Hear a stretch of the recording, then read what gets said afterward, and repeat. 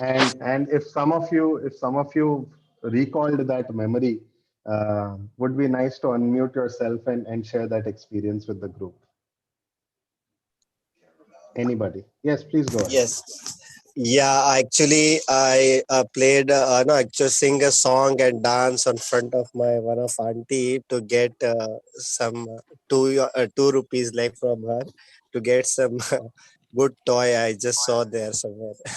So she asked me to dance and sing. Then I did that, and I also rewarded. That's You it. perf- so you performed a service in order to get what you wanted. Right. Anyone else wants to take a shot? Yeah, I wanted to take a homeless kid with us when we were on a tour, and I screamed and chatted, but my parents did not do that until I slept. They waited and they took me along. So that was one incident that I cannot even forget today. So you throw a tantrum. Yes. Anyone else? Anyone else? Yeah, like I would like to share my experience. So I think it was in like third or fourth grade. I'm not able to recollect that, but specifically, I remember the day. It was actually my birthday, and my dad was supposed to bring a toy gun for me, if I remember correctly. But when he returned home, I was expecting a gift from him, but he actually didn't bring any. So I actually cried and cried a lot, I guess, and I might have said something that might have hurt him. If I now reflect back, I might have said some words that were at his age, like he might have taken it differently. So yeah, like my way was to just cry your heart out, and that's a weak point for parents. Right, right, right. Soumya, you also wanted to share? Yeah. So the memory that I have is from seventh or eighth grade, and I wanted this particular cap for the winters, and I asked for it when we were in the shop, and then we kind of spoke about it, and my mom was like, "Oh, but is it worth it?" And then I was like, "Okay, maybe not." But then that cap came in my dream, so then I was like, "Okay, I really want this cap." And then I asked them again, and then I made my parents sort of go back to that shop, and like we went and then we bought it. But I let it sit in my mind for a while, and I was like, okay, no, I really want it. Nice, nice, nice. So Someone's I, messaged in the group. Yeah, yeah. I Go ahead, Anmol Anmol. this side. I also want to share one memory. So I desperately wanted that CD of GTA Vice City game, and there was no way I could convince my parents to buy me that game. So I tried to give them reasons. So it is very good for me to learn. I learn architecture, उसमें buildings होता है, उसमें ये होता है. But then they said no, not that game, you can get any other game. So I wanted FIFA, and then I started selling that I'll learn football. So they said that why not buy a football and play in real, why do you want a game? So I was not able to sell any of that, and I ended up with a football with just I didn't play with that. Right. So you made an unsuccessful pitch. Yes. Good, I good. think, So, yeah, sorry. no, go ahead, go ahead.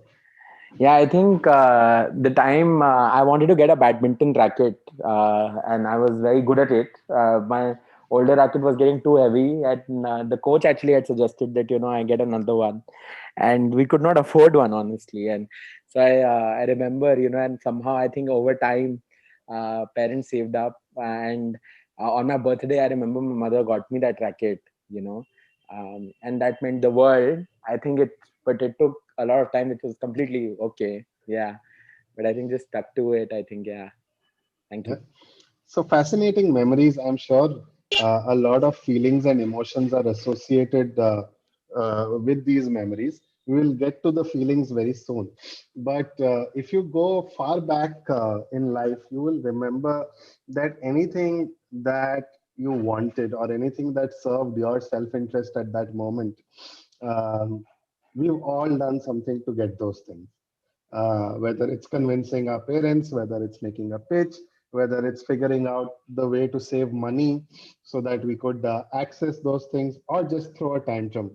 And essentially, if you want to give it a term, that term is fundraising, right?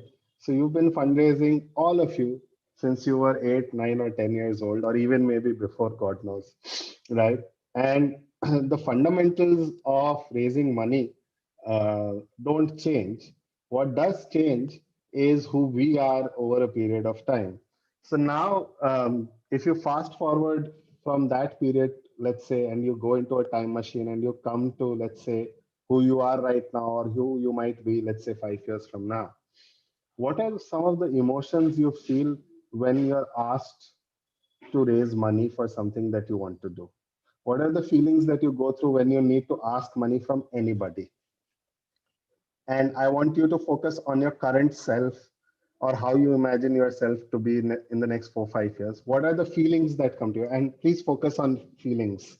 The feelings could be, I feel great, I feel excited, to I feel, to feeling other feelings that are not so positive. And try naming as much as you can in terms of feelings. Go ahead. What happens when you're asked to raise money, or when you have to ask someone else for money? You guys can unmute yourself and say what you feel.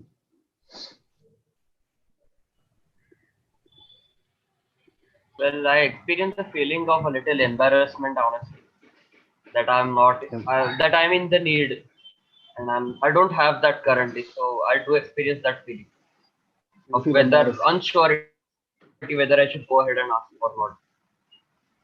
Okay, okay. Others? Yeah. I A feel feeling very of anxious. helplessness and a feeling of like, no, I can't do these things, so you can help me to do this. I don't have that capacity, or I don't. I mean, it's a kind of, feeling to make them understand it's a need. You can do it. I also sense you're saying that you feel a bit powerless or less power than the other person. Um, at least that's what I'm catching from what you're saying. Others? Anyone else? Feeling of self doubt. Maybe would I be able to pay it back or not?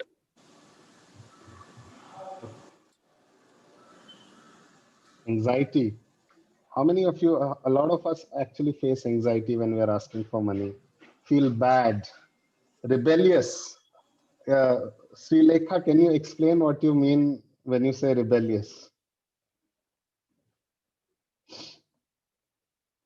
Sri Lekha, are you there? I'm here. So hi Rishabh. So it's one thing that I keep listening from everybody, right? अगर बचपन में math नहीं लिया, तो oh you cannot do well. Therefore you are not taking it. So if you say you want to help others, that's what you want to do. A lot of people have this assumption that helping others comes from empowering them and making them earn a livelihood. So entrepreneurship is all about making money and letting them also thrive once they start earning. If you start fundraising, then one thing that definitely comes in is this, that oh, it's because you cannot do it. It's attached with the idea of like you said, power and helplessness, and that you are not good enough to do this because you don't have money, and if you make money, that's when you're good enough. So I feel there's a lot of rebelliousness that comes in when I am building my own startup, that oh, I have to first build a revenue model attached and not depend on funds per se. So you feel like you have to prove yourself before you actually ask for money. Yes, have Hmm. something and then probably ask so that we can repay as well. So right now, with all of you here, I'm sure I'm in the sea. In a sea of emotions, with all of you feeling different things, and with all of you being entrepreneurs of one kind or the other. I'm sure you experience a range of things. Now, you were the same. When you were 8, 9, or 10 years old, you felt, if not excited, at least you had the courage, or you had the you had the wherewithal to find different ways to get what you wanted, right? And you worked towards it. Most of us did. But as we grow older, we kind of become a bit jaded, or if we become a bit like, um, um, guarded about asking for money. And what changes in all these years between our childhood and our adulthood is a lot of social conditioning. So we're often told not to rely on other people, to build self-dependency, that asking for things is bad. And there are a lot of things uh, that are built into at least the Indian idea of self-reliance that makes seeking help a bad thing. Whereas seeking help is actually the best way to figure out how you can work with other people and solve problems, whether small or big. And I think that's one of the major sort of inputs I want to give to everyone today. Please don't be afraid to ask. Asking is never personal. How many of you think that when you ask for something, someone is rejecting you, that you are being rejected? It's not you. You are not being rejected. What you are asking for is being rejected in that moment, because maybe the person you are asking for from doesn't have the resources, or doesn't have the appetite, or doesn't believe in what you're asking for, or maybe it just wasn't the right time. That's it, right? Most things don't work out because, well, it wasn't the right time, it wasn't the right place, maybe it wasn't the right format, right? So they haven't rejected you, and don't take it personally, right? And I think that is a critical skill in raising money from anybody. The second thing is that whenever you are asking, you are exchanging value, one kind or the other, right? You are solving a problem and the other person is giving money to solve that problem. So while you are creating social value, the other person is helping you create that social value. And ultimately, it is an exchange between two people. So it isn't that every time you buy, let's say, a packet of chips or a packet of cakes or biscuits is the only exchange in life. There are other things that are being exchanged. Right now, you and me are exchanging a lot of emotions and a lot of connections. Even though I don't know any of you, I can feel all your emotions. I can understand what you're going through. So this is an exchange happening right now, right? Even though it's not personal. I can feel you and you can feel me.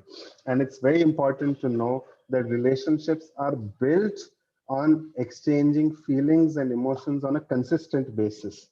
Relationships are not built at one go. It takes a lot of time, it takes a lot of effort. Nobody is able to trust without the expectation of repeatability. Trust is essentially an act of making someone believe that you will talk to them the next time, you will be available the next time. And the more repeat interactions the person sees possible, the more they trust in you. And it's important to build that into the base of a relationship. I was conducting a panel a little while back, and there's this guy who's a friend of mine. He runs a group called Mitti Ke Rang, which has, I think, some 15-20,000 followers across the world. The guy single-handedly built the community, and there's a powerful message that he gave in that panel. And he said, build connections when you don't need any. Don't reach out to people only when you need money. Talk to them when you don't need anything from them. Figure out what's happening in their life. Meet for a cup of coffee. Keep talking to them and keep letting them know that you are there. No matter what, a lot of fundraising is not about the technical parts of things. So it's not about the pitch deck, it's not about the financial model, it's not about the best proposal. Those are important, but they are not the game changers. People invest in you, people invest in the relationship, and as long as you are able to keep the relationship intact, um, you will have conversion. Maybe not all relationships will convert, but a lot of them will convert simply because you kept a relationship alive. um, so as you build your organizations, the fundamental question to ask is, how can you institutionalize relationship building as a process within organizations? How can you ensure that even though people leave, relationships are not broken? Because that is the major challenge with all organizations. You have 5 people who start an organization, one person builds the relationships, and that person leaves, and all relationships go away with that person. So that is the challenge that young social entrepreneurs need to address in order to be able to raise money, raise connections. And essentially, the cliche in the fundraising world is fundraising isn't fundraising, it's friend raising. So the question is, how many friends have you got? How many friends are listening to you? And that is the most critical aspect of everything. Uh, Finally, storytelling is a very important skill. Of course, everyone talks about storytelling, and everyone keeps saying that storytelling is important. But what is storytelling really? So, again, this is not original content. I saw it on Facebook, but it's gotten me so intrigued that I talk about it on any place that I go to. So, Three Idiots and Dangal were both created by the same actor. Uh, Amir Khan was the central sort of binding character in both movies.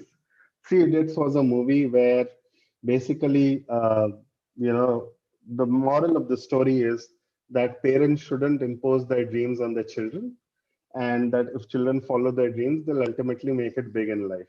The result was that the movie was a super hit. Dangal was a movie where the moral of the story was that if you impose your dreams on your children and if you force them to do what you want to do, then they will make it really, really big in life. And the outcome of the story of the movie was that it was a super duper hit. It was the highest grossing Indian movie in China ever. And that's saying something. What is the moral of the story? The moral of the story is it doesn't matter what the moral of the story is. The content doesn't matter. What you do, it doesn't matter. The narrative is the key. How you place your story in front of someone. How do you arrange that story in a manner where it is relatable to the audience in front of you is key. Most social entrepreneurs, most nonprofits go out in the world and tom how good their work is. Nobody is interested in how good your work is. It is good, and therefore you have the conviction to go out. Great. What is important is, can you understand why someone else would want to fund it? Why is it that someone should come and give a donation to you and not to the 3.1 million NGOs that are out there? And spending time in understanding your audience and spending time in understanding what they want to hear is the most critical skill in any kind of relationship building, whether institutional or non-institutional. When you're running your own Facebook page and when you are managing all your friends, it's very easy to personalize exchange and interactions. But immediately, once you move away from being a Facebook person to a Facebook page, keeping those relationships one-on-one with the Facebook page is a different game altogether. And so you have to be very mindful of who is listening to you, who wants to hear you, and who's going to fund you. So remember, it doesn't matter that you do great work. It matters who is listening to you and how they perceive of you. And finally, what I want to say to all of you is that don't go after everyone. You don't need all the funders on the planet to fund you. India is a country of 1.3 billion people. In the world, if I'm not wrong, we have 7 billion people.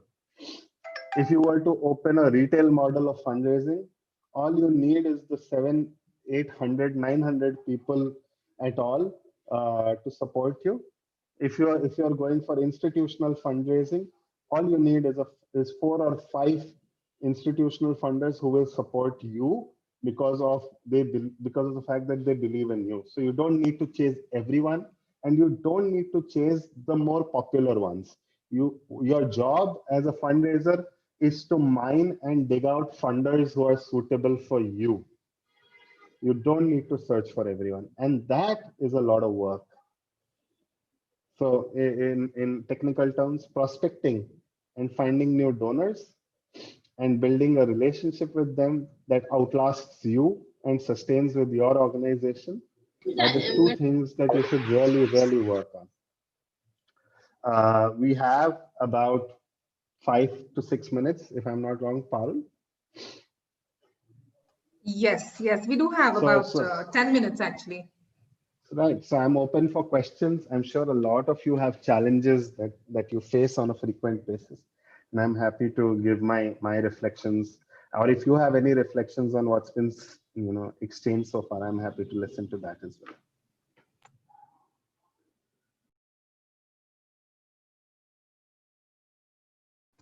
You can unmute yourself and ask those questions, any questions that you might have. Yeah, yeah. I wanted to understand, especially with institutional funders, what becomes challenging is just to approach them. Because I feel that it's not a very transparent kind of a system, and then you need to like search in your network. So, just any inputs or thoughts on that? So the nonprofit sector, one of the reasons it's fundraising is hard also because everything's quite fragmented, both on the nonprofit side of things and the philanthropy side of things. A lot of philanthropists keep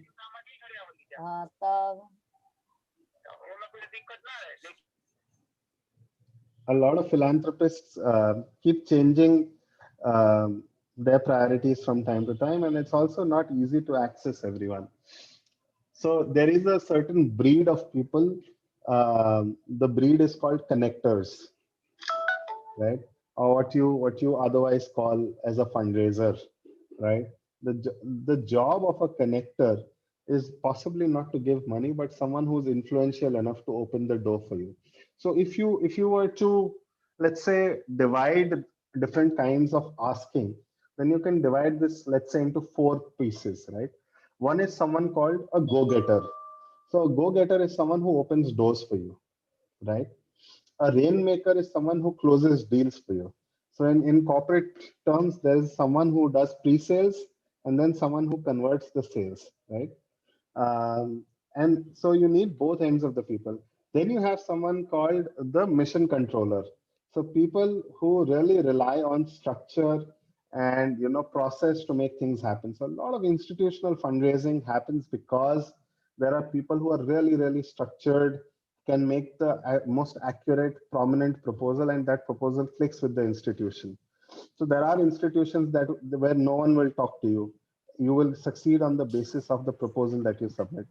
And finally, you have something called the kindred spirit. Someone who gives you because they have a bleeding heart and you have a bleeding heart. And both bleeding hearts connect at a time when you meet. So all four approaches work. Usually, for each of these approaches, you should have people in your organization. So let's say if there is a kindred spirit, you shouldn't send a mission controller to them because the mission controller is going to talk all constructive, logical outcomes, whereas the kindred spirit is interested in hearing how many people are hungry and dying and how many people are struggling. You know what I mean? So, and I'm not trying to be reductionist or trying to trivialize or any of the work that we do. I'm just saying that once again, keep your audience in mind and decide how you want to approach people. And to be able to bridge that, you constantly need the help of connectors. You need people who know people who know people. And often, you have to be this person who's able to, the word, I mean, the more sort of uncouth word for this is fixer. Ahmed Patel died yesterday. How many people know or have seen Ahmed Patel in a group photo? Or let's say, how many videos can you pull out of Ahmed Patel from his speeches in the Rajya Sabha or the Lok Sabha? I bet if you pull out 5 or 6 pictures or anything more than that, it'll be a lot. But that guy was the Congress treasurer, was the Congress troubleshooter for the longest time. The reason was that he knew people or he knew people who knew people. It's important to build those connections as a nonprofit person. Your job is social change, and social change requires you sometimes to be behind the scenes and figuring out who knows who and how to make those connections. And there's no playbook for that. There is absolutely no singular playbook for it. You learn on the job. Anybody else? Are there any questions on chat that? Rishabh, I have a Sir, yeah, question. I have a Yes. question. You go Sure. ahead, no problem. Okay, you go. Okay. So how would a perfect proposal looks like? Or how would a convincing proposal looks like when it comes to funding? Or when we are proposing it for a CSR fund, or maybe an NGO to come and join with us to pool funds or something, how would a perfect or an essential proposal looks like? So it's too short a time to tell you that, but let me give you some main masala. Um, Everything centers around how strongly you are able to present your program, right? So let's say um, if you have something that describes what your theory of change is, and if you're able to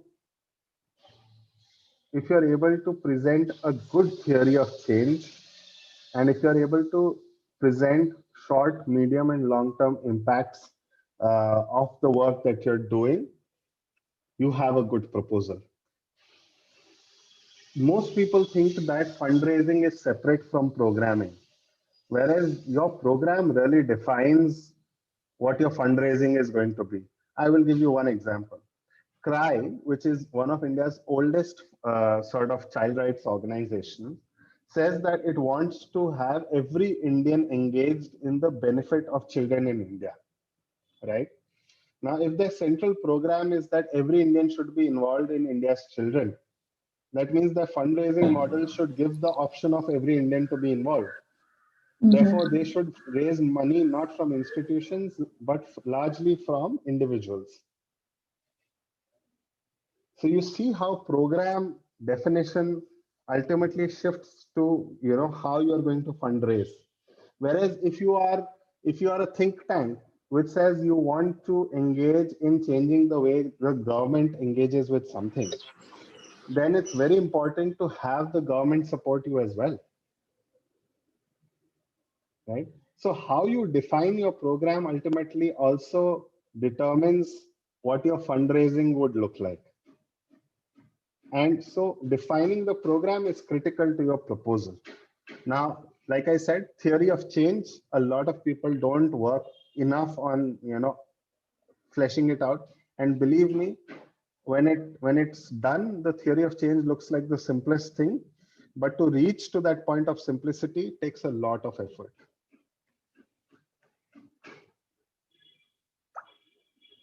Anyone else? Any other questions? Yes, I have one question. Yeah. Actually, I always ask for some like fund or what I will get if I go to the like NGO or something ATC under, and this I get the tax exemption. But how to convince this kind of people? Find out what they want and see if you can get it for them.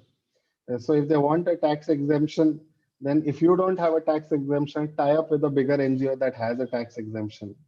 If they want to volunteer, if they want their employees to be engaged, find out if you can get some space for them to volunteer. If they want their name, or if they want some sort of legacy to be built into the program for them, then do that. Basically, everyone is looking for some form of acknowledgement, whether it's financial or non-financial, right? Yes, yes, And yeah. and remember, I think it's very important to. So the thing is, in life, let's say there are two things, right? As you grow bigger, you have to have the ability to read the book by its cover. There is only so much time that you will be afforded. And the corollary to that is that you oftentimes, most of the things that the other person wants is never spoken. So try and hear what is not being said. If you can understand what is not being said, then you will ask the right questions. Thank you, And Rishabh. Thank you. most people don't say what they are feeling. So it's your job to extract that and ask the right questions. Finally, most people, when they ask what questions, what they really are asking is why questions. So when they say, what do you do? What they really mean is, why are you doing this? Thank you so much. And unfortunately, we won't be able to take any more questions because we have our next speaker already in the room. But thank you, Rishabh. I think the key takeaway is the top one that everybody can look at is to find the right funder that you need for. Don't go after everybody and just look for the ones who will really believe in you. Thank you so much for your time, Rishabh. It was really amazing. And we enjoyed every bit of your conversation with us. Thank you so much for having me. Thank you. And I have shared your LinkedIn profile with everybody. Please feel free to reach out to Rishabh on his LinkedIn. Rishabh, thank you so much for a wonderful talk. I caught parts of it, but thank you so much for sharing your wisdom. Thank you for having me, Madan. And with that, bye, Rishabh, bye. And with that, our next speaker is none other than Mr. Madan Padaki, and needs no introduction. Is the co-founder of Heddle Foundation, Global Alliance for Mass Entrepreneurship, One Bridge, Meritrack. Did I miss anything, Madan? Nothing much. Actually, it's a little too much of it. So, the way I know Madan is that he's a networking giant. He is somebody who believes in connecting people to possibilities. And he's going to talk to us about how can you collaborate to create more scale and impact. So I would request everybody to please stay on mute and let Madan share his thoughts with us today. Over to you, Madan. Thank you, Parul, and delighted to be here on this conversation with all of you. And I'll share my thoughts over the next 15-20 minutes, and then we'll take up questions. But any other thoughts, questions you have, please put it up on the chat window. You know, as Rishabh was talking about fundraising and that you need to know people, that you need to network, you need to connect, I couldn't help but to recall an interesting story that I wanted to share on how I got started. So I was probably, it looks way longer, but 20 years ago when I co-founded Meritrack as India's first skills assessments entity, I had absolutely no clue whatsoever of assessments, recruitment, testing, HR. And I didn't know anybody in the HR space. Forget HR space, we didn't know anybody. I was barely out of college, working in Japan as a software sales guy, and came back to Bangalore and literally knew no one. So how do you go get sales? How do you go get customers? How do you go pitch? And where do you find people? You know, I'm speaking of an era when LinkedIn, WhatsApp, mobile phones didn't exist. This was 2000. If you remember, several of you were not even born probably then. But how do you find people, right? And I was like desperate to get customers. I mean, where do you go find them? You're not allowed into, and it's not that the big technology parks existed then. I had worked in Infosys and Wipro and therefore reached out to a couple of HR folks, but who kind of entertained me. So once I hit upon an idea saying, where do people come? And IT was just booming. So, which means a lot of people were flying in and out of Bangalore. So it just stumbled on that, listen, standing at airports in the mornings and evenings when people fly in and fly out may be a very good idea, because in those days you had to have drivers waiting with placards. You said, hey, Mr. So-and-so from SAP Labs, Mr. So-and-so from Oracle, from Infosys, welcome. And I figured that if I go stand next to the driver, my prospect will come to me. I don't have to go looking for the prospect. And when the driver goes to get the car, 5-10 minutes, I have a 5-10 minutes pitching time with these guys. So for 4-5 months, every day I used to be in the airport, and I used to be like a kid in a candy shop, because I used to see some 10 boards and I used to say, okay, today who should I meet? I meet somebody from IBM. So I used to go stand next to the IBM board. Next day I'll go and say, I want to meet somebody from Oracle. So I'll go stand next to the Oracle board. And God knows, I must have in those 3 months met over 100 people, right? And many of them turned on to be customers. Many of them went on to become angel investors with me, and some of them are dear friends, but they still can't get over the fact that how I used to accost them in the airports trying to get business, right? The point I'm trying to make is that sales and anything that you sell, which could be investors, your idea, your passion, etc., requires a lot of effort and requires you to convince people. And therefore, I love the way that we've conceptualized the 3 sessions. Finally, it is about telling a story, which Madanmohan Rao will tell you in the next session. How do you build a narrative? How do you tell a story And how do you create a collaborative framework in which people must be able to stand in a queue in front of your house and say, here, take my check? So how do you make fundraising such a collaborative storytelling thing that you are not fundraising? There are people clamoring to fund give. And I've seen this happen in some of the investments I've made in some of the venture capital backed firms, that there are virtually people banging on the door saying, take my check. Right? And the founder is saying, no, I think my round is full. I don't want to take any more money. How do you get there? So I think that is mute. Yeah, sorry. Yeah, sure. So that is the way to think about it, right? So don't look at fundraising as a standalone thing. How do you convey your passion, your story in such an effective way, and how do you create a framework by which everybody feels a part of your story? And I can assure you, money will flow. Right? Of course, you need to meet the right people. You need to talk to all the good things that Rishabh talked about is a given. But I would want you to look at the conversations we're having in this context, right? Before I get to the specifics of collaboration, I want to share with you something that I learned about 7 or 8 years ago, which made my hair, whatever limited hair I have, stand up and say, oh my God, this is it, right? This is what entrepreneurship is all about. And I want to share that with the next 5-10 minutes with you and then build on to the collaboration thing. So I happened to meet this person who's now become a very dear friend and a mentor. Her name is Saraswati. You should Google her. There's a lovely TED talk you must watch. Saras, S-A-R-A-S, Saraswati. She is a prof at Darden Business School in University of West Virginia. And she's also a chairperson of NSR Cell at IIM Bangalore. And she, about 30 years ago, did a research under a Nobel Economics laureate to figure out why entrepreneurs think entrepreneurially. So she wanted to understand, what is this entrepreneurial thinking all about, right? What distinguishes a good entrepreneurial thinker from a bad entrepreneurial thinker?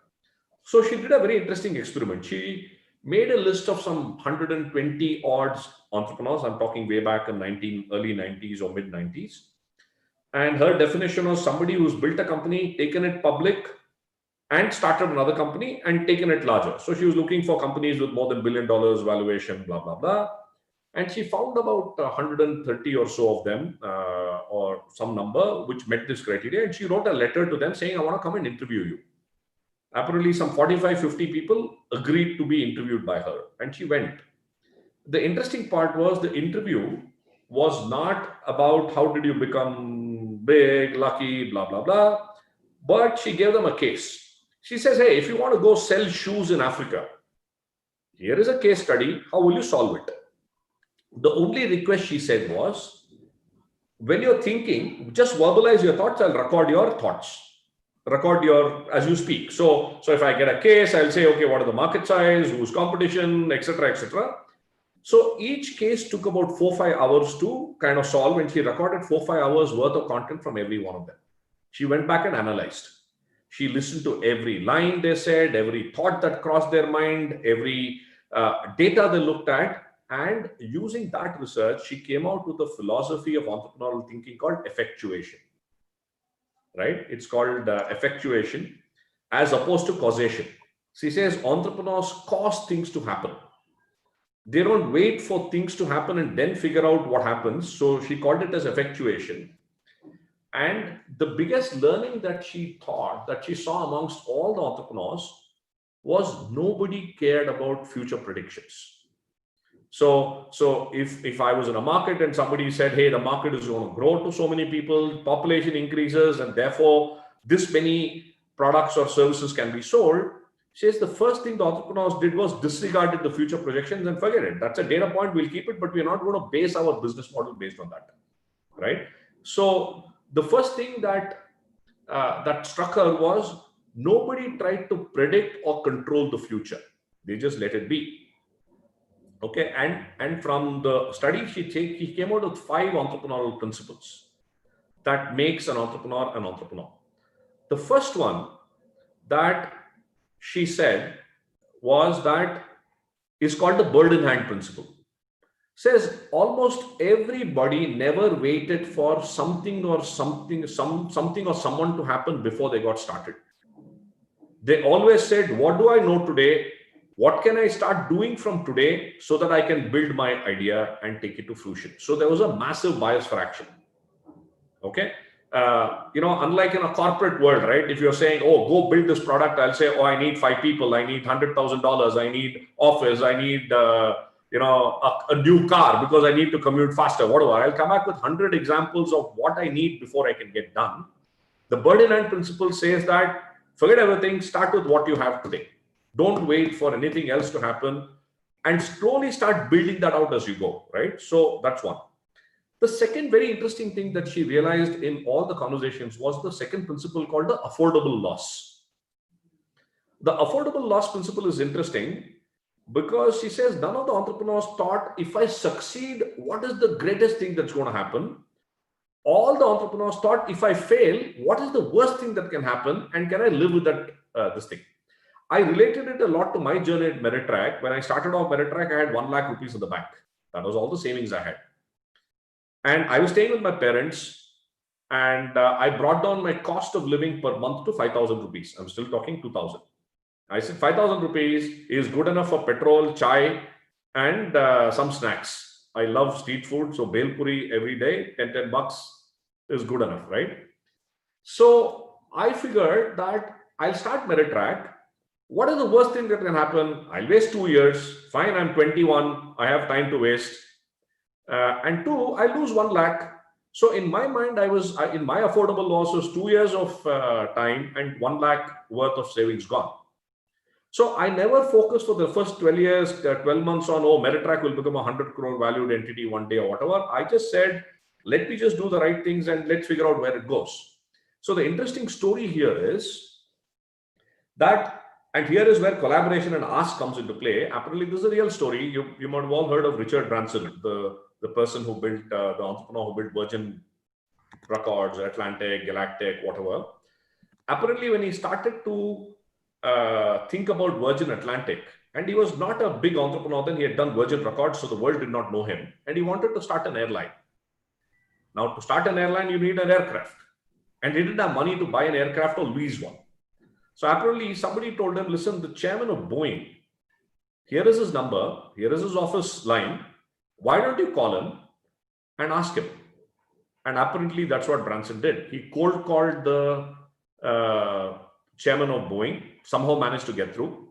And he made a proposition to the Boeing chairman saying, listen, you have many hangars in your, many aircraft in your hangar, which have come back from lease, which are going to lease or whatever, which obviously he said yes.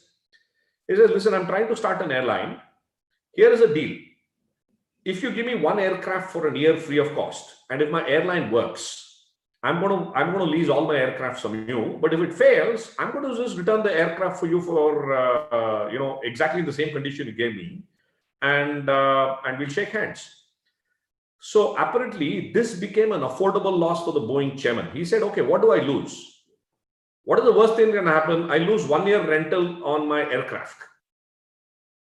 And history has it that he said yes, and that's how Virgin Atlantic started. Right? So the interesting thing for you to remember is your gain is someone else's affordable loss. Right? So how do you think of it? How do you think of collaboration in a way? So Saras goes on to say that the quality of an entrepreneur is based on the maturity of the ask. How do you ask in such a way that the answer is never a no? How do you frame the ask? Right? So that's an interesting principle to think about. The third principle she talks about is called the crazy quilt principle. Says always entrepreneurs want out a quilt is a bed sheet, right? I might start off life saying, I want to build a blue bed sheet and I have 4 patches of cloth. I'm looking for another 30 patches. Let's say I meet Nilesh. And Nilesh says, oh, I also want to build a quilt, but mine is not blue, mine is red. Right?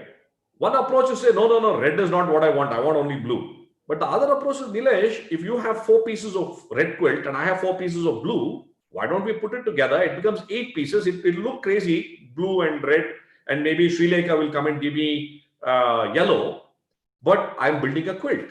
We are closer to getting the quilt done than worrying about the colors of the quilt, right? So she says that every entrepreneur always first thought of collaboration.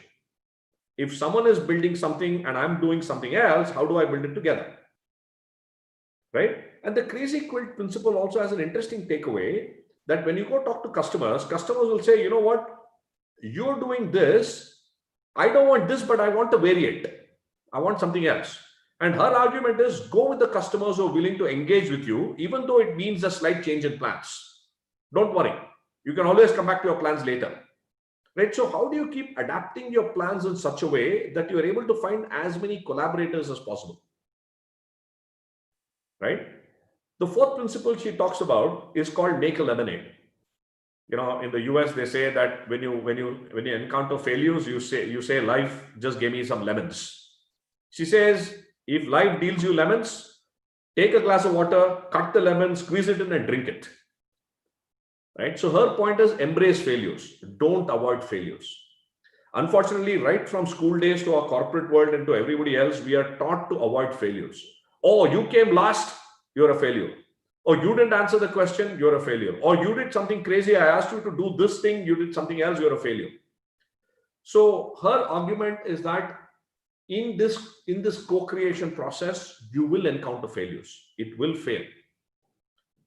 Learn how to embrace it, learn from it and move on rather than being in the mode that, oh, if I collaborate with this guy, it might fail. Therefore, I don't want to fail. Therefore, I won't collaborate. Right? And the last thing that she says, which is very, very fascinating, is that remember that you're a pilot in a plane. You can only control the plane. You can't control the weather. You can't control what else is going to happen. But you know the joysticks that you hold in your hand is yourself. And therefore, when you're co-pilot in a plane and you're flying the plane with several others, you don't know where you're going to land. And therefore, by that definition, the future is unpredictable. Right? So if you're trying to predict the future that is already unpredictable, you are acting stupid. Right? So the point is that do what you have to do and do it in a collaborative way and do it fearlessly. And you'll co-create a future that none of us would have ever dreamt of. Right? I found this to be very simple, but yet very, very powerful and very uplifting. So I wanted to share that with all you young entrepreneurs out there, that just remember these simple mantras and life will sort itself out. Right? Madan, there's a doubt here. Sure. If I could perhaps. Yeah, absolutely. So I missed out on the last two sentences you said. So something like you would be acting stupid if you predict something. There was like some glitch when you were speaking. So could you repeat that part once again? Sure. I'm saying if you try and predict the future and base your actions on a predicted future, when you inherently the future is unpredictable because there are a lot many factors acting on it. That's what I'm trying to say. That don't try to control or predict the future, co-create the future. And co-creation happens when you apply all these principles. Wonderful. Thank you. Sure. Hello? Yeah. Sir, can you just repeat about the crazy quilt principle in just one sentence? Yeah, so the crazy quilt is don't be too stuck up on your solution or your model. If someone else is working on something that looks like an adjacency that you can ride on, adapt your model so that you can still achieve the larger purpose and the larger objective. Okay. Okay. And also look at the needs and listen to people when they tell you that, listen, you know, you're trying to, again, the other example is crazy quilt is you're trying to make a blue quilt, but someone comes you and tells you, I don't like blue, can you make me red? Grab that customer, make it red. Don't worry, because it is getting you closer to the quilt. Then you figure the color out later. Okay. Okay. Got it. Right?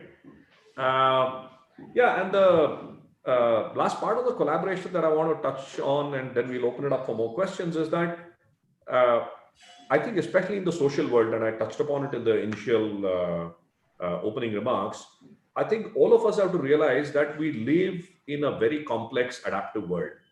Crazy Quint is nothing but that, right? I might be doing something in healthcare today, but the healthcare idea that I have is impacted by the actions of so many other people, so many other actors. I'll be naive to say it is my idea, my problem, my solution, because it is not. Right? So first realize that the problem we are trying to solve is complex, adaptive, and therefore it can only be solved when you act in cohesion with other ecosystem actors. So collaboration is not a nice word for us, it is a must-have word for us. If we don't collaborate, we are irrelevant. Okay, many times I feel, oh, but I want to collaborate. I'll say you don't have to want to collaborate, you need to collaborate. Right? That's one. Second, especially young, all of us, I realized many of them say, oh, but we are just a startup. We're just so small. Why will anybody take us seriously? And I keep giving the example, and I come from South India, so I love sambar, but you can do the same thing for dal. When you try to make sambar, you have many elements. You need vegetables, you need dal, you need water, you need spices, right? And several other things, depending on what sambar you're making. So imagine in any project, it's a sambar, you have the government coming and saying, I'm giving all the vegetables, so I'm big. You have some donor coming and saying, I'm doing the dal into the sambar, right? You have some other large guy coming and saying, I'll get you the best water. So what do you bring? Remember, a sambar taste goes for a toss if there's no salt in it. So as startups, can you be the salt in the sambar? Right? A salt is small, has no identity, but can make a huge difference to the sambar that is being cooked. So the question for all of you and all of us out there is, what is your secret salt? What is your salt that can make a huge difference to a large initiative? Right? Can you be that salt? So I think that is a critical way of thinking. Again, to give you an example, when I was in my third year of startup, somebody told me, hey, you should go work with the government of Karnataka. I said the same thing. Why will any bureaucrat give me bow? Yeah, I'm just a startup. I have no clue. I don't have money. He says, go try. So after having done my research, I went and proposed an idea to the government saying that the talent pool is increasing. Everybody is trying to create their own talent pool. Can the government do a common talent pool, and can we create a common test, which will be in such a way done that every other corporate will accept it? When I told this idea, the secretary got up and almost hugged me. He says, this is brilliant. Can you work on it? We want to launch it in 10 days. So I took this small salt of mine as an idea. We worked on it, and 2004, sometime in early Jan, we launched it at Bangalore IT Festival in the presence of the Union Minister of IT, and I was making the presentation. Okay, so all I'm trying to say is think of the salt. So in my mind, this common test was a salt. That was the strength I brought to the table. Right? So each of you, as you think of your ideas and plans over the next, see, the point is everybody will collaborate with everybody else if the value is visible. Every investor will put money if the value is visible.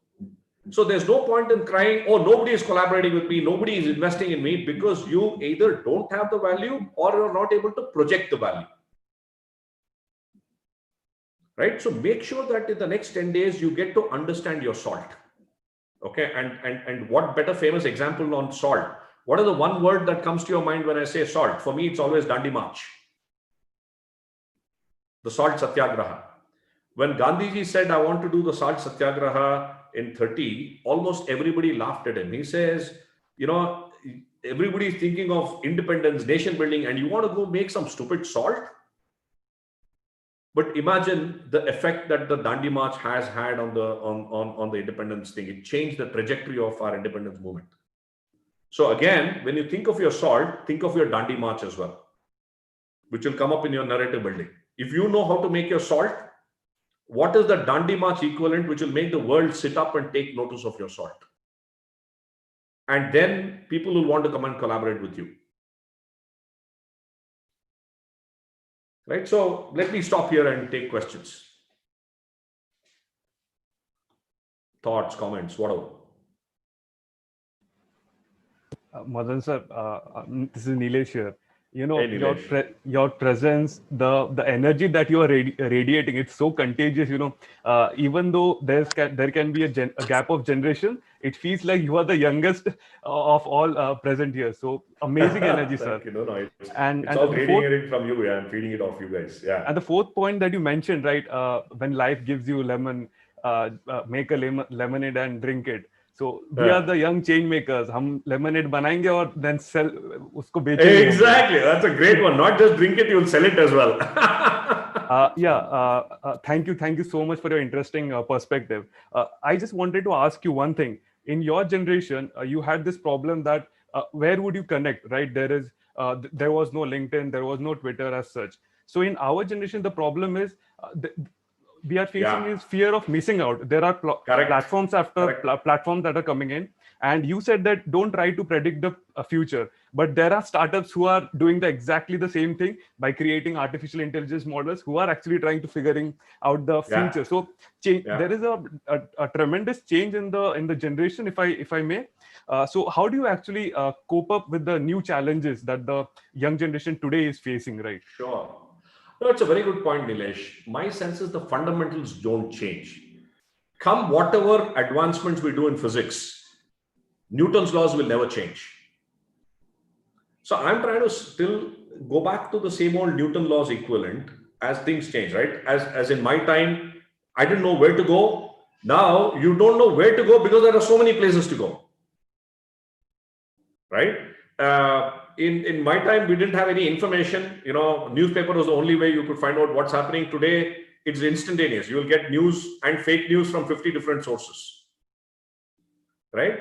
But if you go back to the fundamentals of the thing, right, and anchor yourself on what do I want to do? What is my purpose in life, right? For that purpose in life, who are the people I need to reach out to? Forget everybody else. How do I reach out to the people who matter? Right? Which means you need to do your research. How do I get feedback which will make me figure out what changes I have to do to my approach to convince these guys to work with me? Right? And how do I tell my story? I don't think the fundamentals will change. The confusion is increased. So what you need to do is to clear the clutter.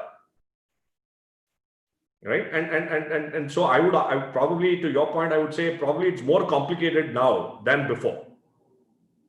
Right? My solution set was only 10 guys landing at the airport. Your solution set is 50,000 profiles on LinkedIn.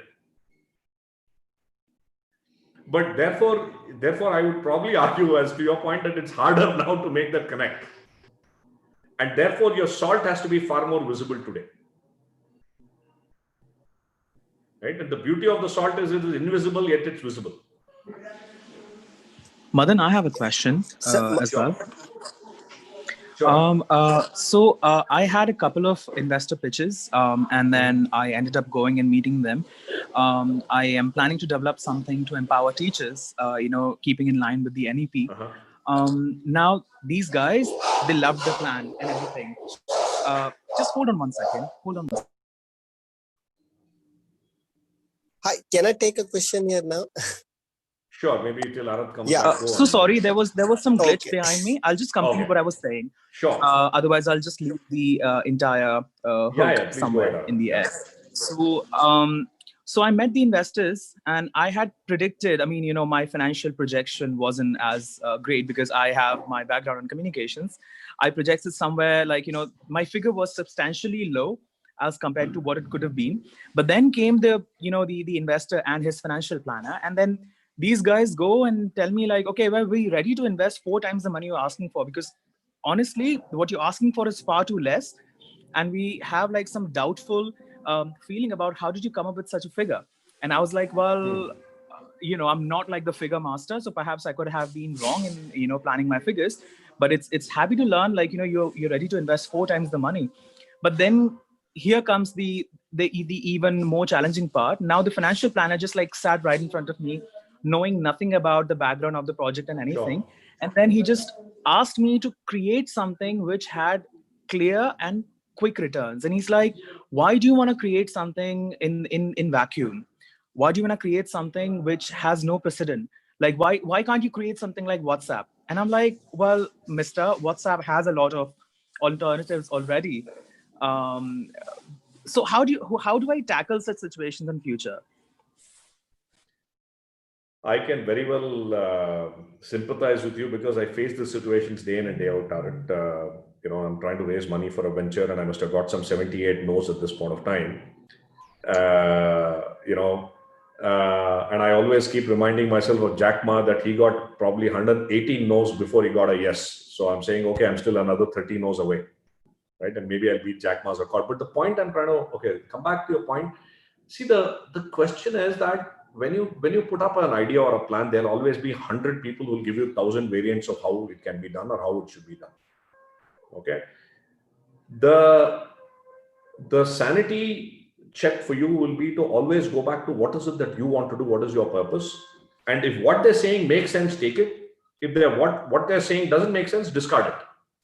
Right? I always believe that you should go into a meeting saying, if you don't work with me, you have more to lose than me. It's all here. Right? So, and the second part, which I go beyond give and take, is can you change this conversation and narrative into a collaborative one where you're saying, okay, if I were the investors and you were the ones doing it, what would you do? Right? And suddenly they'll start thinking like you and you start thinking like them. And before you know, you could have had some interesting things. So the point to make is always figure out that how do you set the context of the conversation in such a way that it becomes a collaborative exercise rather than I'm the big ustad out there, you're the puny startup, I'll tell you what to do. Obviously the world out there exists. We need to do a lot of work on helping them think collaboratively as well. But try to figure it out. If it doesn't work out, no problem. Move on. You'll always find another guy. Thank you. Yeah, I'll take a question here. Yeah. Just I wanted to know, after listening so much of no, I tried to maintain my positive mindset and all kind of books I'm reading but at the end of the day, inside the feeling, I always feel how to maintain continuously. So I just want some kind of No, absolutely. Yeah. So the only thing that I always, and the only way that you can do that is by looking up to the greater being, whoever we call it as, Supreme Lord, whatever. I always rationalize it saying, today, if somebody has said a no, maybe it's for my bigger good, maybe there's a larger plan in place. And the second thing is, what do you learn from the no? And how do you reflect on that? No's are hard to take, but I think that's something that we need to get used to, and each of us will find our own ways of dealing with it, right? Somebody told me that every time I get a no, I go and have down a single peg of single malt, and I'll say, boss, if that happens to me, then I'll be a drunkard every day. Yeah? So I can't afford to do that. So each of us will have to find our own ways of coping with it. But the point is, I go back to Vinod, is go back to your belief and your passion and your purpose. If you anchor it from there, right, I think every no will strengthen you rather than weakening you.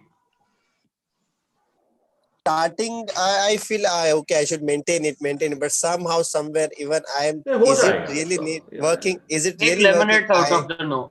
No, make lemonades until you burp. Keep drinking lemonades. But it's a hard one.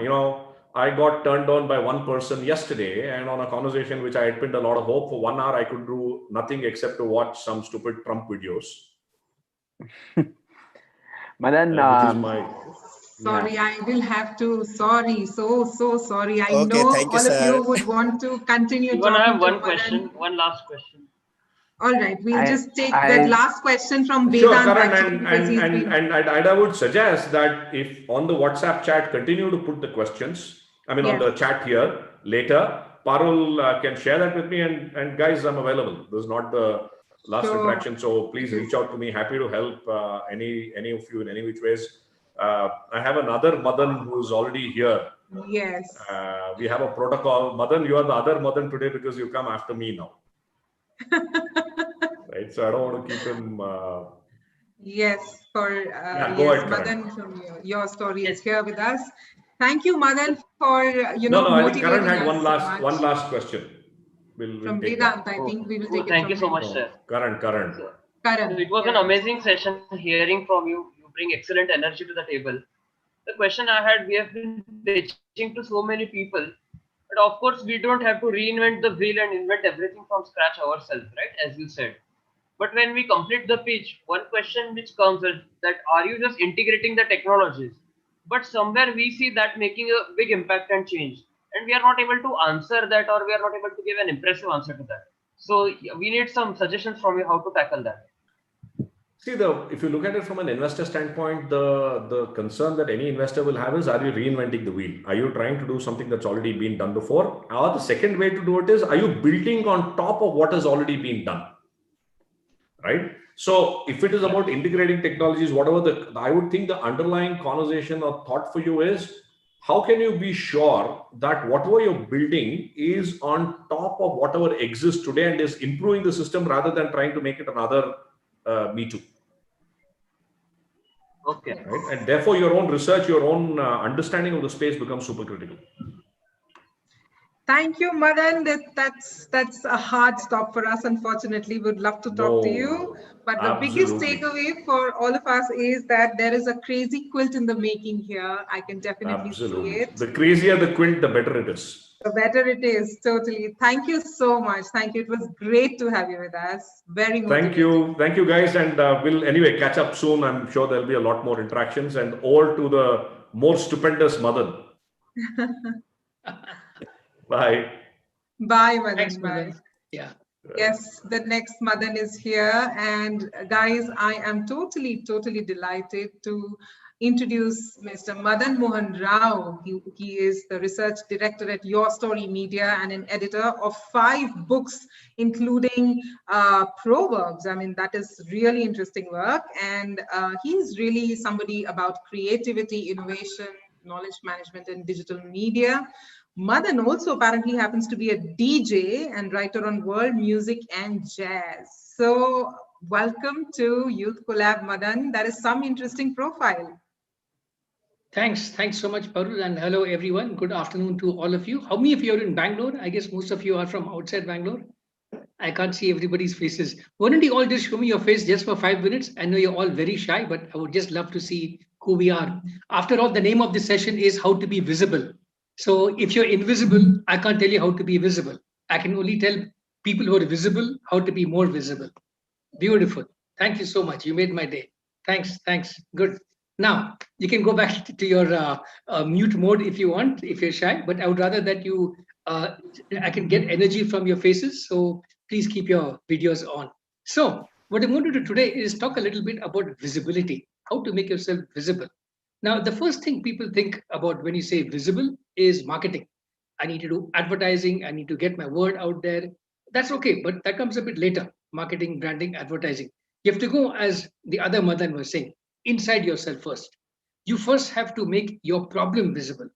What is the problem you are solving and make it visible to society? Why? Because many people want to know which company should I join? Which company should I fund? Who should I believe in? Who should I give technology support to? So there are many problems out there in our society. So people first want to know which problem to pick. So you need to sell why your problem is so important. You have to make your problem visible to the world. The second thing you must make visible is your solution. Why? Because there are so many other people also working on the same problem as you are. So how are you different from those people? That is why your solution must become very visible. And to really connect emotionally to people, you have to sell, you have to make visible yourself. Who are you? Who is the person inside you that I'm speaking to or listening to? Who is your team? Why have they given up whatever they're doing to come and work with you? Okay. So these are 3 things you have to make visible: your problem, your solution, and yourself. Yourself means your company, your team, your family, maybe your support network, and so on and so forth. Okay. So there are 2 very important parts of this whole making yourself visible. One is called storytelling. Storytelling is one of the most powerful methods of getting people to understand who you are. One of the best ways to make yourself visible in a very crowded world with lots of competition is through a very powerful story. The story should be so powerful that whatever you do, even if you change your company and go to another company, even if you go from one cause to another cause, people will say, wow, I believe in this person. Whatever cause they pick, whatever problem they pick, they will solve it. That is what you need to make visible. Your own inner journey, your own inner strength. Okay, so I'm going to share with you my screen and share with you a very powerful tool we've developed called the storytelling canvas. Can you all see this on your screen? Just wave your hand if you can see it, so I know that I'm on the right track. Yeah. Okay. Now I'm going to post also in the chat window. Maybe after this, I think I can't get the chat window right now, but yeah, in the chat window afterwards, I'll share with you the link of this figure. I'm going to share with you the article from which this figure has come from. These are all in the YourStory website. If you just type in Changemaker Story Canvas, you can get this whole thing. So this is the first part of storytelling, how to look at your life and find a number of stories, okay? So the number of stories in your bigger life story. So the bigger story is called the narrative. Who you are, why you became what you do, what problem you're solving, all that is the narrative. But to make yourself visible, you must first talk a little bit about, where did you start from? For example, you can say, I'm from a small village in Tamil Nadu or Orissa. Wow, people will say, good.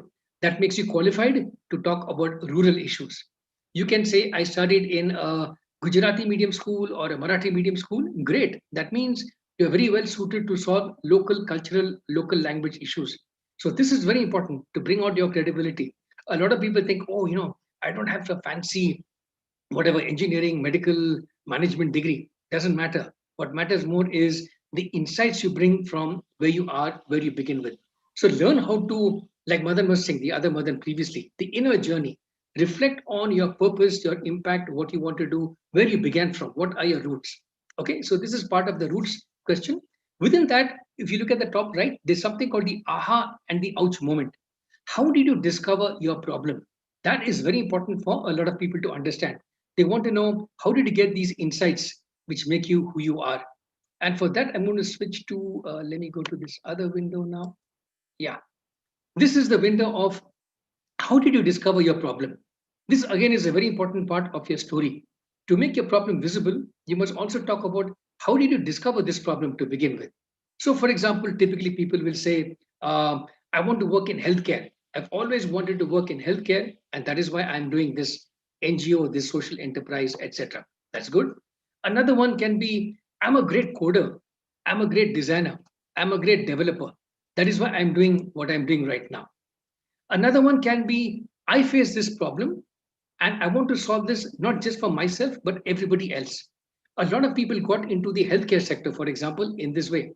I had a problem with breathing, I was asthmatic, and pollution is getting worse in the cities. So I discovered this inhaler, which is very low cost, very affordable, and other people can use it.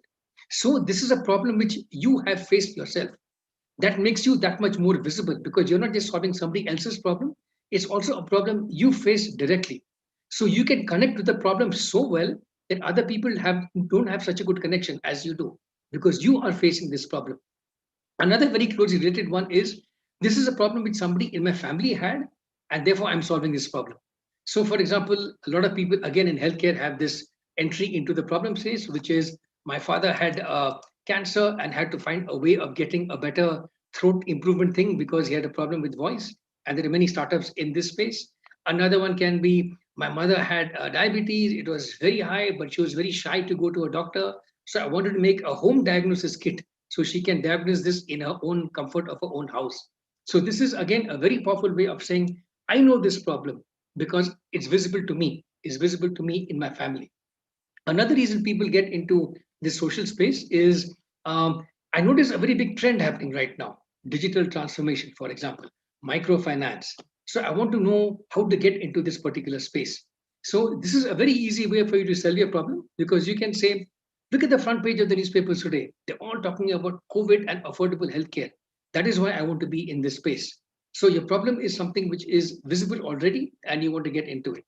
Another way people get into this whole social space is, somebody says, you're a good engineer, but your real skill is design. You can design some very good products for village people, for illiterate people, and so on. Why don't you get into that space into being, instead of being just an engineer? So this is another way of explaining your inner journey. Why are you doing what you are doing? Another one can be, I read about so and so item in the news, it moved me so much, or I saw this happening and it moved me so much. that I thought I will do something in this. For example, I'm sure you've all heard of the company called Goonj.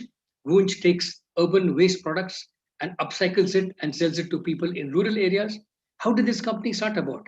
The founder one day was in Bihar in the aftermath of an earthquake, and he saw a lot of people wandering around in the cold and unable to get warm clothing. And he said, I must give them not just money, but warm clothing. Where do we get this warm clothing from? Well, I know people in the city who have clothing who they want to get rid of. Let me give this to them.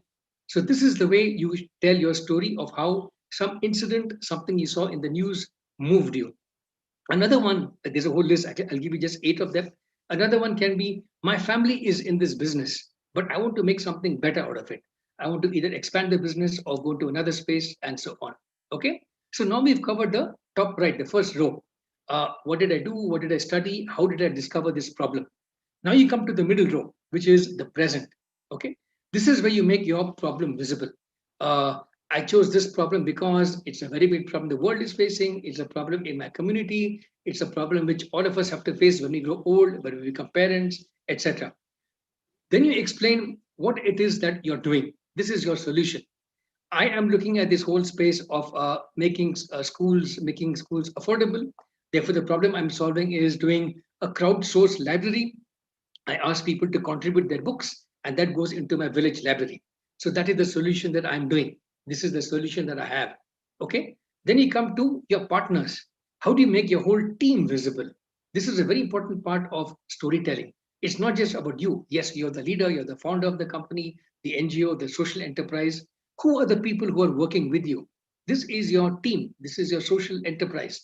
These are a mix of an engineer, a social worker, a teacher, an ex-corporate lawyer, an ex-investor. This is our team. This is what we are doing. So each of them has a story, and the story of how you all came together is a story by itself. You could be college mates, you could be ex-colleagues, you could be somebody you bumped into in a conference. The two of you could have met in a cafeteria, for example, could be anywhere. Based on all of this, you now talk about what are the challenges you're facing. So this is a problem I want to solve. Here is my solution. But to make my solution come to the market, I'm facing some challenges, which is I don't have enough money, maybe. I don't have enough techies. I don't have maybe enough partners in other markets.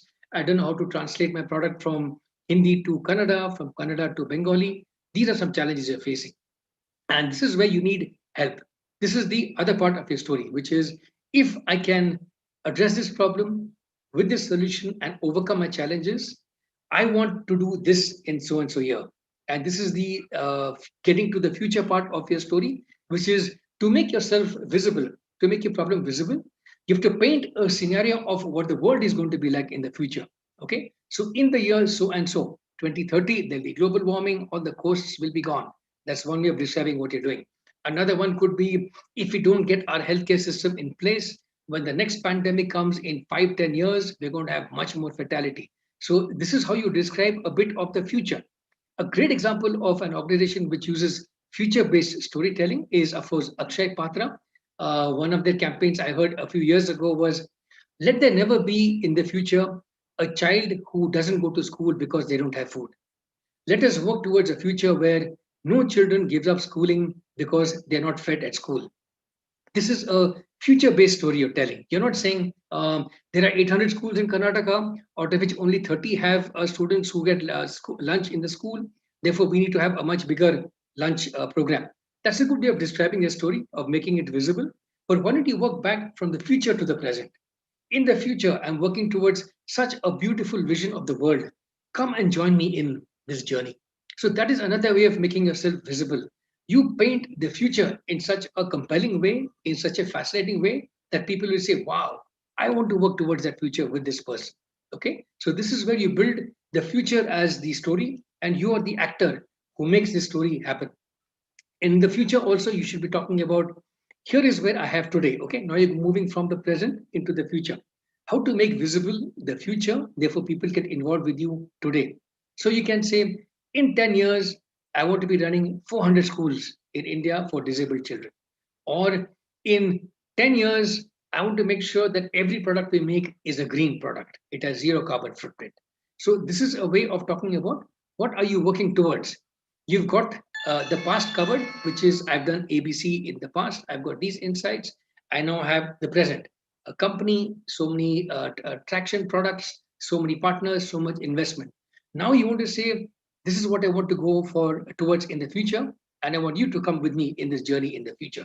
So this is the ask part of it. I want you to XYZ. Another way of making yourself visible is by what is your request? What are you looking for?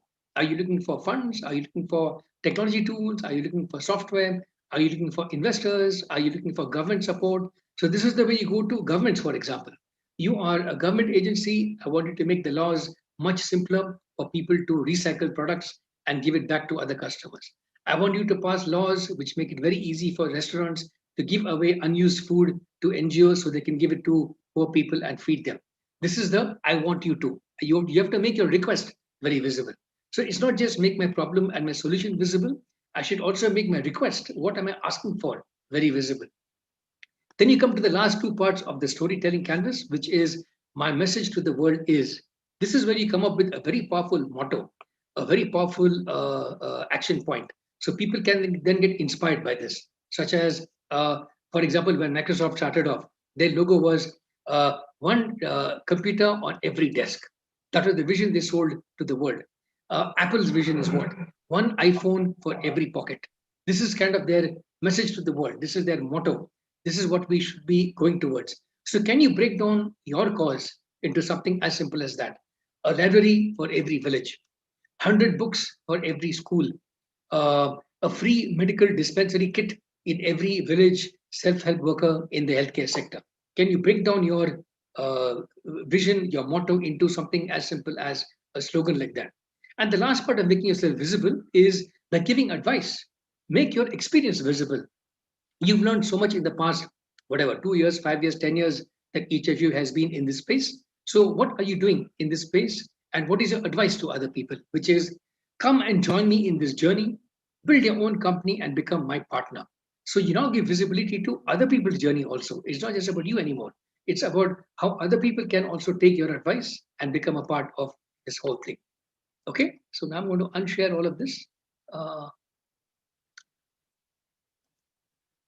how do I unshare? Stop share. Okay, good. Now we have time for some Q&A and discussion and so on. I want to make this interactive. How many of you think you already have a good story to tell? How many of you are very comfortable about the problem that you have? You've got a very nice problem that you're solving, and you think it's a very sexy problem, and everybody will understand it immediately. Unfortunately, some problems are very hard to understand. For example, some people have very rare kinds of incommunicable disease, and people have never even heard of these diseases before. So you have to first educate people about this disease and then tell them this is the problem I'm solving. So polio, smallpox, etc. People understand how to get these kinds of issues. But I know somebody who's got some problem with arrhythmic heart or something like that. It's a very rare condition, and it's a very tough condition because people who get it need huge amounts of medicine to solve this particular problem. So they need to educate people about this problem. So any questions, comments on how to make a problem visible? What problem are you guys solving? Anybody want to tell me what problem you're solving? Let's take maybe just 2 or 3 comments here. Yes, Madan. Can I start? Yeah, please. Hi, my name is Darshan, and I've been working in the sector of performing arts. So the problem which I have faced as a practitioner myself is we do not have very much formal education for the actors and writers and directors currently. So the education, it is more of an institutionalized education. It is not accessible to everyone, and every college and school do not promote culture and art in the way people are interested into. So the labeling which art sector usually gets, it's extremely uncertain career, which is what I want to break. First thing, I want to create a resourceful community based incubation centers all over the country where people who aspires to practice art, whether they want to become a filmmaker or a theater maker, they have access to resources and communities. And secondly, I want to introduce common man in the spectrum of art, because as we look at yoga people practice yoga just not to become a yoga practitioner, because they want good health, right? So in the same way, I want to introduce art where people can understand that this is a medium to self-realization, and this is a medium to understand their own potentials. So this is what I'm working on right now. Okay, very good. That's a great story. You mentioned the problem to some extent, but you also have to mention why is this a problem. So people don't Yes. have a formal education. So what does it do? It means they don't get enough of traction in their acting career, or they get only entry level roles, not able to get mature roles. You need to explain a little bit Yes. of why that's a problem. And second is, I don't hear Artists anything in about general. who you are. I haven't heard anything about why are you interested in art. Are you an artist yourself? Are you a struggling artist? Are you a performer? Why is this problem important to you? That is a big part of visibility. That will help people understand why they should believe in you to solve this problem. Yes, it's a Yes. problem. Yes. What is your connection Yes. to the problem? Is what storytelling is about. So, can you tell me a bit about why you are interested in Absolutely. this problem? Yeah. Absolutely, I would love to. Since I was in school, I was an extremely underconfident student and always hoping to become an actor. And once, like, because the school did not promote any art oriented activities, I was always looking for an opportunity. So when I got a chance in my college to be a part of a drama curriculum, I was able to discover a whole new world which I've never imagined. I was when I started acting, I understood that there is a possibility I can write also, there is a possibility I can also direct, I can also take leadership roles. So right from creating teams to directing plays, producing plays, it it opened a whole new universe to explore, actually, for me, for a student, where people used to say that you will not be able to survive your college life. I was able to explore so many things, which similarly, on the other hand, my batchmate were working on a one kind of a field, or one dimensional career, or certain job oriented roles.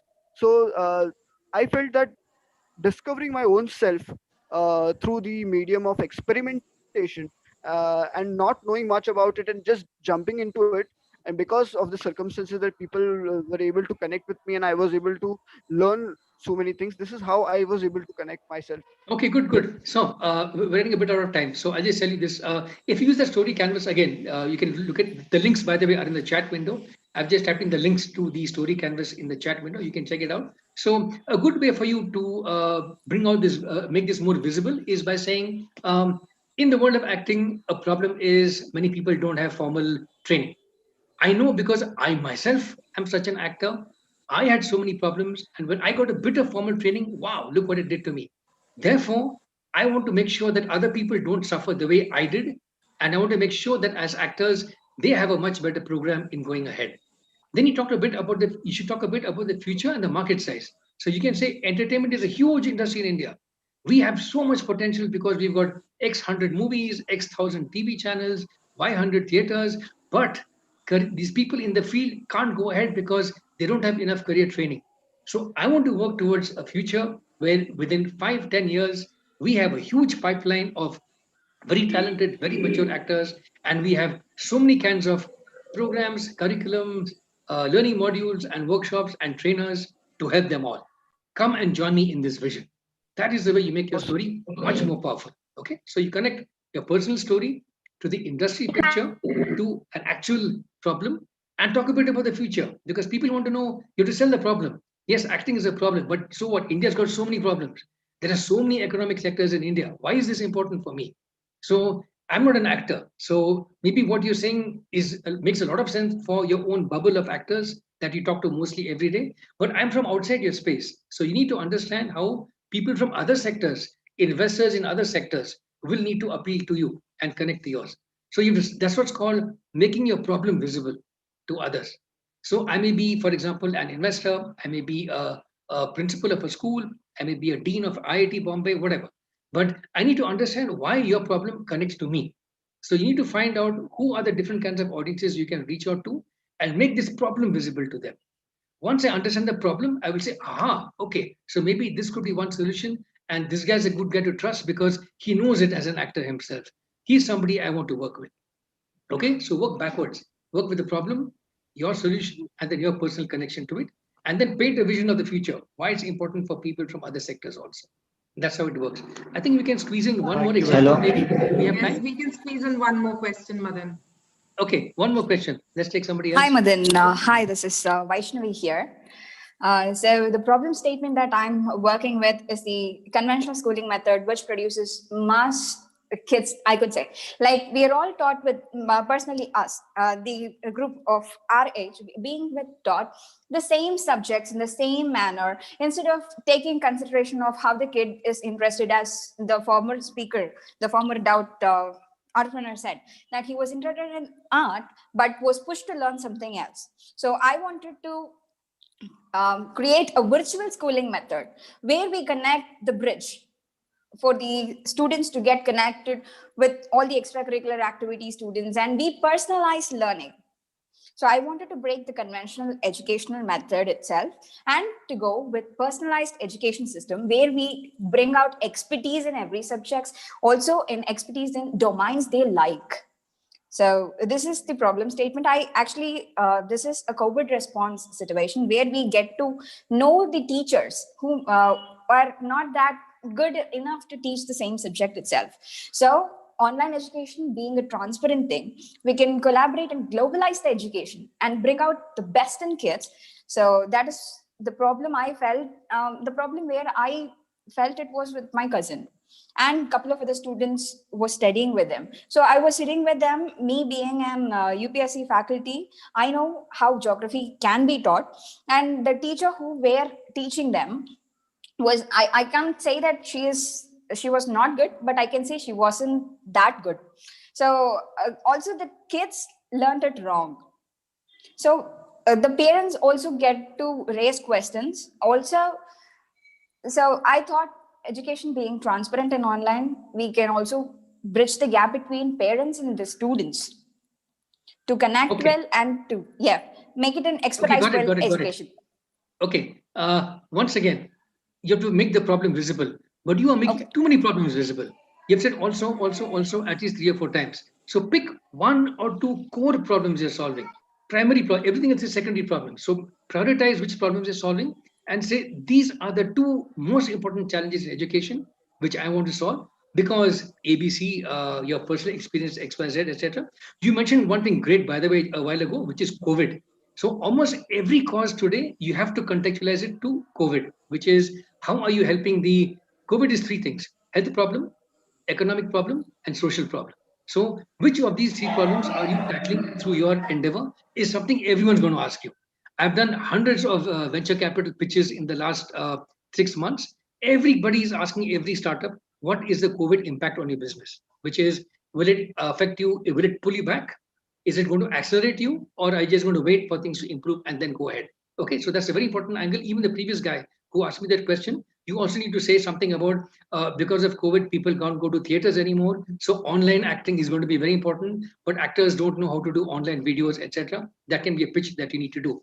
Another thing, the second person, I forgot your name, sorry, that you missed out on is look at the future. What is the big trend in India in the education sector? That huge announcement that was made recently was the NEP, New Education Program. That is supposed to be completely going to change the paradigm of India education in India. You need to say something about that because in India, that is the big thing everyone talks about when they say reformation of education, change of education, NEP, creativity, multidisciplinary, vocational training. These are all the hooks that are coming out in the future. So you are riding a big trend. The fact that the government also is getting on board this education change is good for you. So what you need to do is say, if within these changing context, here are two things I want to do. I want to amplify part A, but I think part B is missing, and this is what I'm going to focus on. That is how you make your problem visible in the context of India's big problem. So the government has already noticed that education is a huge problem in India, and they passed NEP as a big solution for India. So in this big problem, in this big solution, where do you fit in? That's why you need to make your problem visible.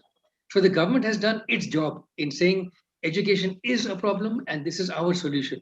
Now you need to say, in this context, my problem is visible because this is what I'm addressing, and my experience is so and so, and therefore this solution is visible.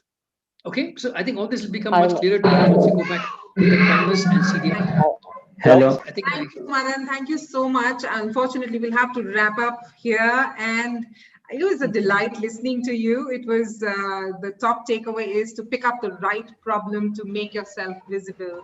and continue going with it. Thank you so much. And with that, I'm going to ask everybody to move back with the original link that we started with in the morning. And we're going to say bye to Madan. You told your story so perfectly. Thank you, Madan.